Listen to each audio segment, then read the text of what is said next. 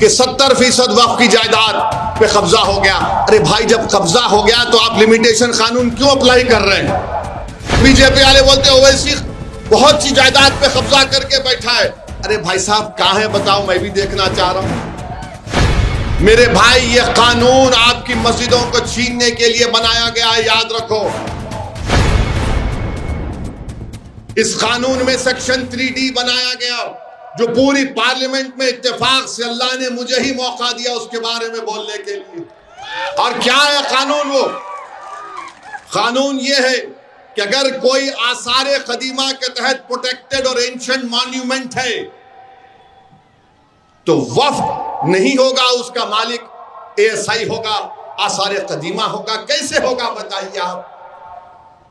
आसारे कदीमा पहले आया या फिर यहां पर वरंगल की कोंडा मस्जिद पहली आई? बताओ आप।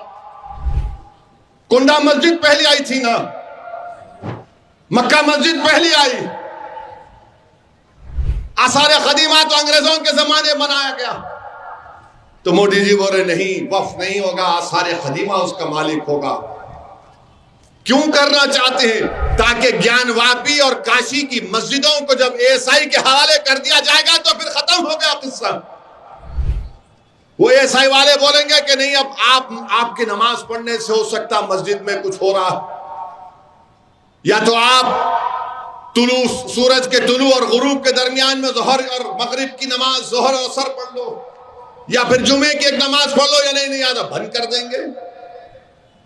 ये 3D का कानून बनाया गया।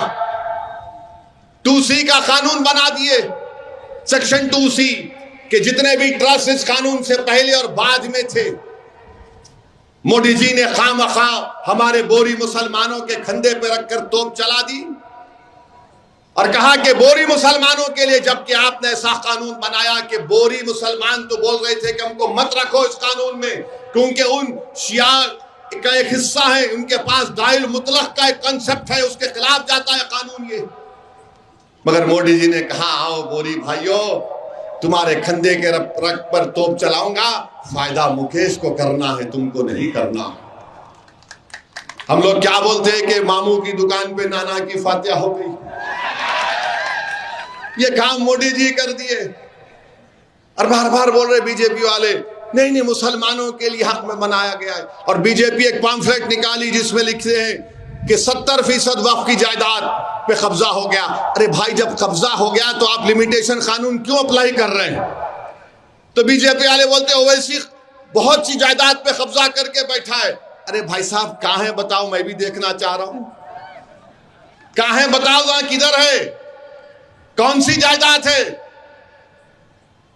अगर कब्जा करके बैठा है तो तुम मेरे को मालिक क्यों बना रहे फिर? मेरे भाई, ये कानून आपकी मस्जिदों को छीनने के लिए बनाया गया है, याद रखो।